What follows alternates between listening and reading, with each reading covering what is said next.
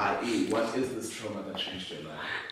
Ich habe echt viel Scheiße so erlebt, ne? Und ich habe, ja, ich weiß nicht, ich habe für andere so vielleicht eine ziemlich feige Art damit umzugehen, aber ich versuche halt einfach, ja, Sachen aus dem Weg zu gehen, nicht dran zu denken, nicht damit konfrontiert zu werden. Es lief halt darauf hinaus, dass wir von der Vergangenheit einfach erzählt haben. Und das, was manche schon erzählt haben, das war schon zu krass gewesen. Da denke ich mir dann so, warum? Warum erzählst du das einem Menschen, den du kaum richtig kennst? Das, was mir damals passiert ist, das verfolgt mich bis jetzt immer noch, sag ich ganz ehrlich. Und das dann, er hat mich auch selber gefragt gehabt.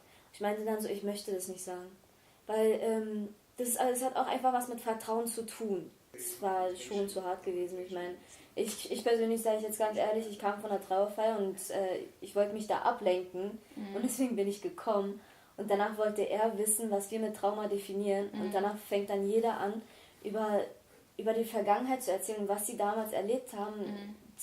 Ich konnte nicht mehr. Ich musste rausgehen. Das hat man auch gemerkt gehabt. Ich bin rausgegangen und mir ging es gar nicht mehr gut. Es ist einfach aus den Fugen geraten. Das fand ich das schwierig, das war für mich persönlich auch das Problem, dass irgendwie so ein Druck dann am Ende, ne, das war ja, als Ali mich angesprochen hat, war so ein bisschen, jetzt haben wir alle erzählt, was ist mit dir? Und ich war in dem Moment gar nicht, ne, ich glaube, ich hätte das vielleicht gar nicht erzählt. Deswegen habe ich auch so reagiert, dass ich mich halt unwohl gefühlt habe. So. Aber in dem Moment war es so Pistole auf die Brust. Wenn es dann wieder in dieser Sitzung ist und er das dann wieder von uns wissen will, also ich kann nur von mir persönlich reden, dass es dann wiederum Klick macht, ey, letzten Sonntag, das ist, was er von uns wissen wollte. Also das würde für mich total schwierig sein, dass man ständig daran erinnert wird.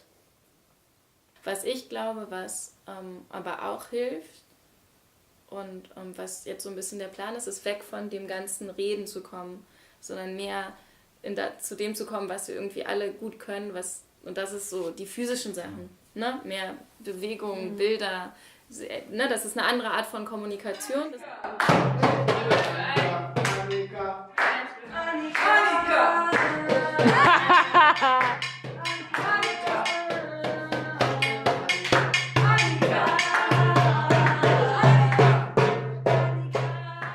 Das, was wir machen sollen quasi, was er von uns erwartet, ist jetzt etwas kreieren, wie wir unseren Held, unseren inneren Held vorstellen.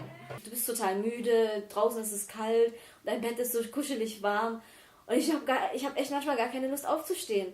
Aber danach gibt mir irgendwas diese Kraft in mir, dass ich aufstehen muss und zur Schule gehen muss. Und das mache ich dann auch. Aber das hat ja jetzt nicht wirklich was mit diesem Trauma zu tun. Ich meine, es hat ja was mit diesem Superhelden in dir zu tun, ne? Mit dieser Stärke in dir.